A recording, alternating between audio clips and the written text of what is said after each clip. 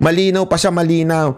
Ginusto ni Marcos at ni Romualdez na mag-coordinate ang ICC sa Interpol para makuha at madukot na si Pangulong Duterte. Yun ang sinasabi. Yun po ang naging isa sa mga resulta nitong hearing ni Amy.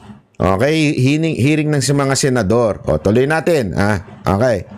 The claim of the Department of Interior and Local Government Secretary John Vic Remulla that the supposed group effort was only based on rumor is incredible.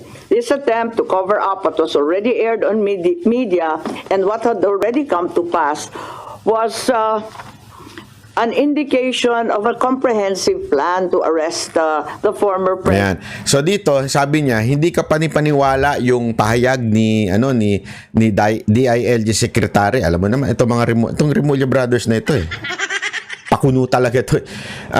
Ito, sinasabi dito, na coordinated ng pagkilos ay batay lamang sa chismis. So ibig sabihin, nag-mobilize na sila, ayon lang daw sa chismis.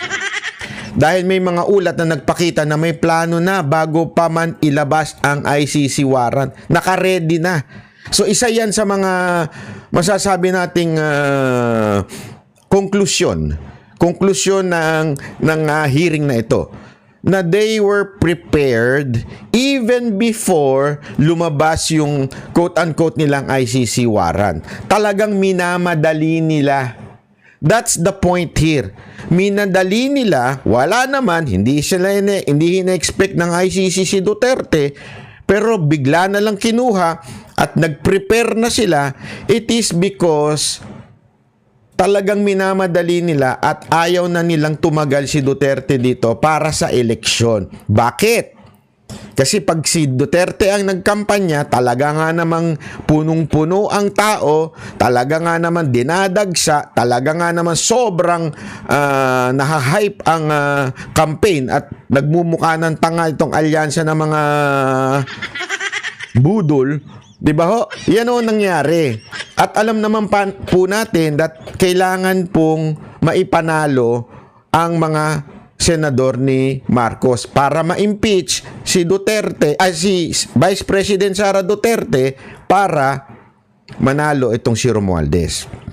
Ako, kasi dito mamaya sa kanyang mga Q&A, okay, nilinaw din ni Amy na mukhang merong nagmamaniubra sa Malacanang.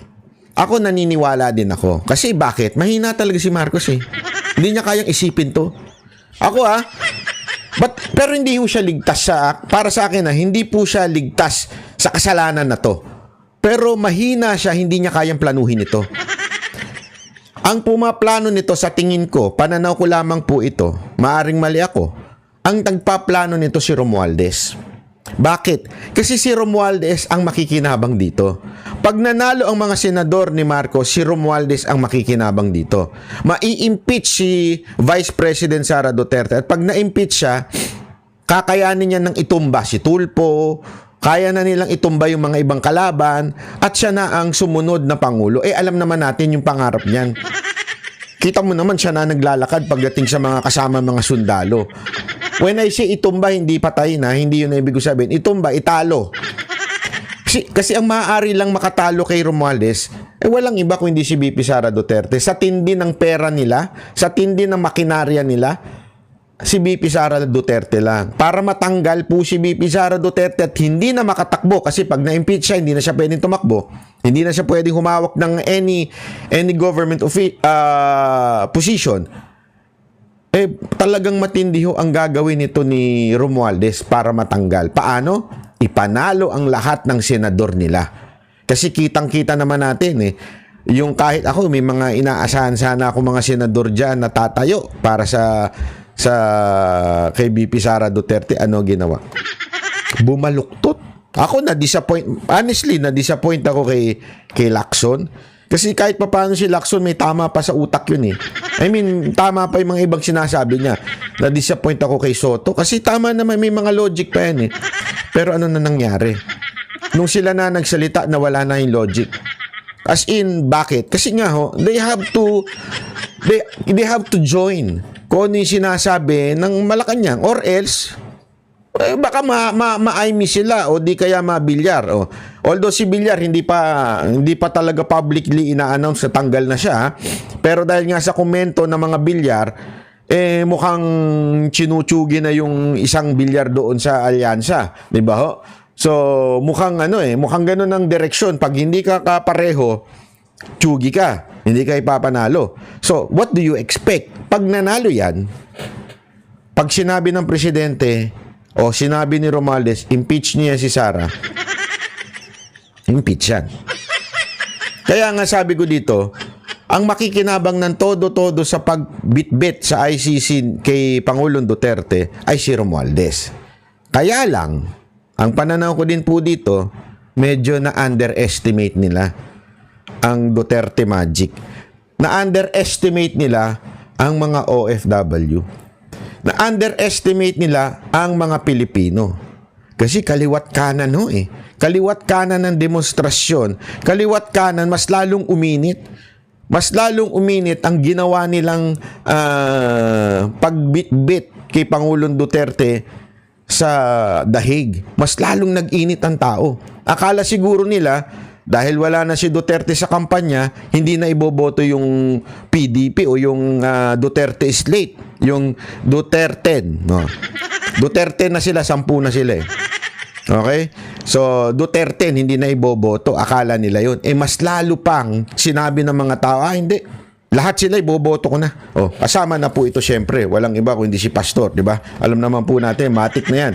Yan po ang pinakatapat na kawal ni Pangulong Duterte. Tuloy natin.